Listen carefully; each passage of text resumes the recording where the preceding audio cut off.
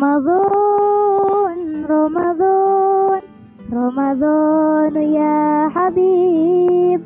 Ramadan, Ramadan, laitaka zaumal gharib. Assalamualaikum warahmatullahi wabarakatuh. Alhamdulillahilladzi ja'ala syahrul ramadhana syahrul mubarakah.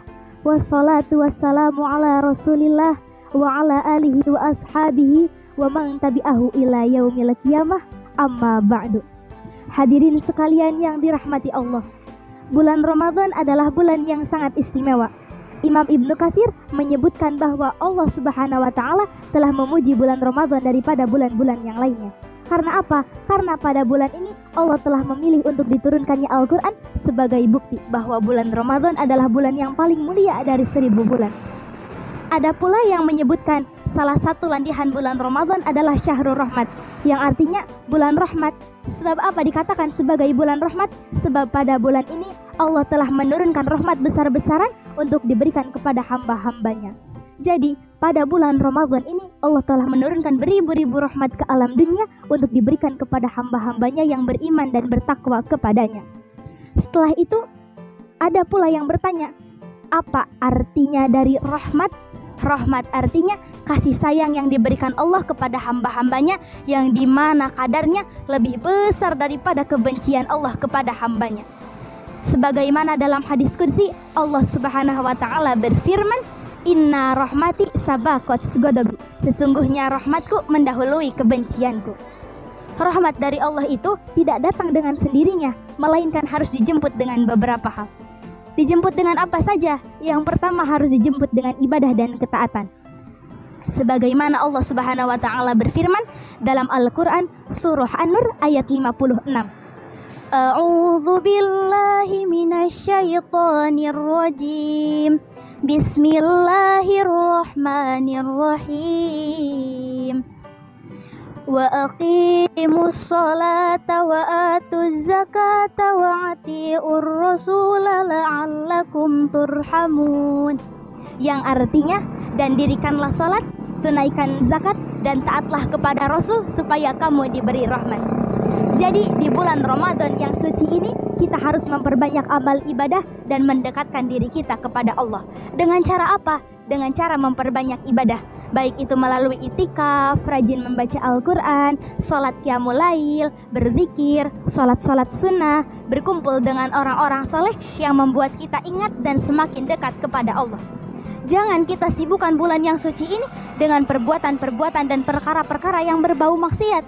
Contohnya seperti apa? Contohnya kita pergi ke klub malam, kita minum minuman keras, kita mabuk-mabukan, ataupun berkumpul dengan orang-orang yang tidak baik yang membuat kita ghaflah dan semakin jauh dari Allah. Na'udzubillahi min dzalik. Selanjutnya, yang kedua dengan cara apa? Yang kedua dengan memperbanyak berbuat baik kepada siapa saja.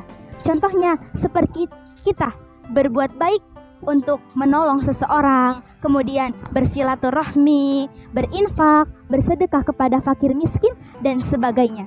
Sebagaimana Allah berfirman, Inna rahmata qaribum minal muhsinin, sesungguhnya rahmat Allah amat dekat dengan orang-orang yang berbuat baik.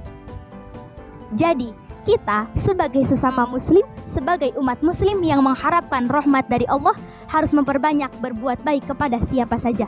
Contohnya seperti tadi, kita berbuat baik dengan melakukan infak atau bersedekah kepada orang yang fakir miskin, kepada orang yang membutuhkan, atau bahkan kita memberikan sesuatu kepada orang yang tengah berpuasa.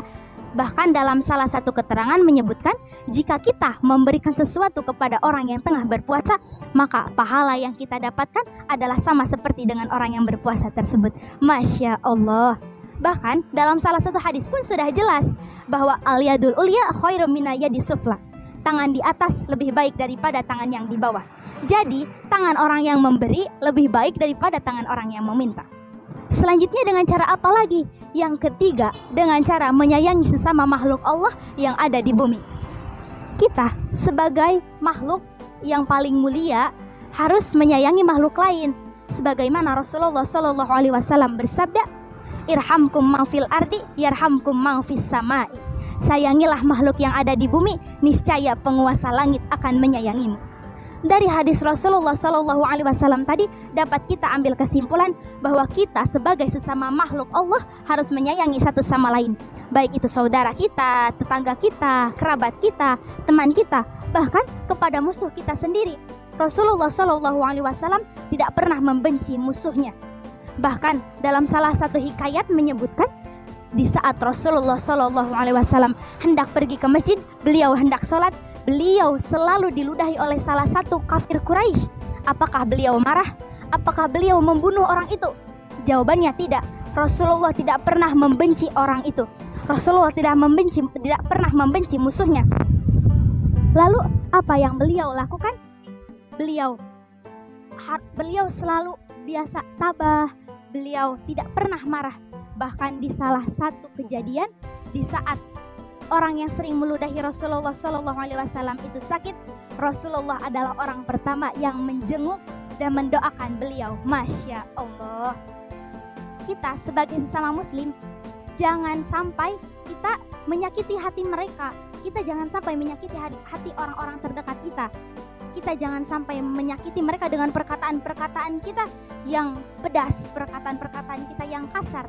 Sebab ada pepatah mengatakan, mulutmu adalah harimaumu, dan juga ucapanmu lebih tajam daripada sebuah pedang. Jadi kita jangan sampai menyakiti hati saudara-saudara kita dengan ucapan-ucapan kita yang kasar. Yang seharusnya kita lakukan adalah berbicara dengan ramah, lemah lembut, sopan dan santun, terutama kepada orang yang lebih tua daripada kita. Bukan hanya kepada manusia, tapi kita juga harus menyayangi kepada binatang. Jangan sampai kita menendangnya atau kita memukulnya, bahkan kita siram dengan air panas. Rasulullah tidak pernah mengajarkan seperti itu. Bahkan Rasulullah Shallallahu Alaihi Wasallam selalu menyuruh kita untuk apa? Kita untuk selalu menyayangi binatang. Bahkan dalam salah satu hikayat, salah satu cerita menyebutkan di saat Rasulullah Shallallahu Alaihi Wasallam hendak sholat, tiba-tiba ada seekor kucing melangkah atau dia tiba-tiba tertidur di sejadah beliau. Apa yang beliau lakukan? Beliau marah atau beliau mengusirnya? Beliau tidak seperti itu. Rasulullah Shallallahu Alaihi Wasallam sangat menyayangi binatang. Lalu apa yang dilakukan beliau? Beliau malah memilih untuk memotong sejadahnya agar ia tidak mengganggu kucing tersebut sedang tertidur. Masya Allah, sungguh mulia akhlak beliau, hadirin sekalian. Hadirin rahimakumullah. Jadi kesimpulannya, di bulan Ramadan yang penuh rahmat ini, di bulan yang suci ini, Allah telah menurunkan beribu-ribu rahmat ke alam dunia untuk diberikan kepada hamba-hambanya yang beriman dan bertakwa kepadanya. Kita yang mengharapkan rahmatnya harus selalu beriman, harus selalu bertakwa. Kita juga harus menjemputnya dengan beberapa hal agar rahmat tersebut turun kepada kita.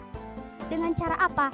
Salah satunya yang pertama dengan cara ibadah dan ketaatan, yang kedua dengan memperbanyak berbuat baik kepada siapa saja, dan yang ketiga dengan menyayangi sesama makhluk Allah yang ada di bumi. Semoga kita selalu diberikan kesehatan, semoga kita selalu bisa mengamalkan hal-hal tersebut, dan semoga rahmat Allah senantiasa turun kepada kita. Amin ya rabbal alamin. Mungkin cukup sekian yang dapat saya sampaikan. Mohon maaf bila terdapat banyak kesalahan dan kekurangan. Unzur man kila wala tangzur man kola. Lihatlah apa yang disampaikan, jangan melihat siapa yang menyampaikan. Dan satu lagi, jangan pernah mendikte hidup kita dengan orang lain, karena kita menetap di bumi yang sama, menatap langit yang sama, namun dengan takdir yang berbeda. Wabillahi taufik wal hidayah. Wassalamualaikum warahmatullahi wabarakatuh.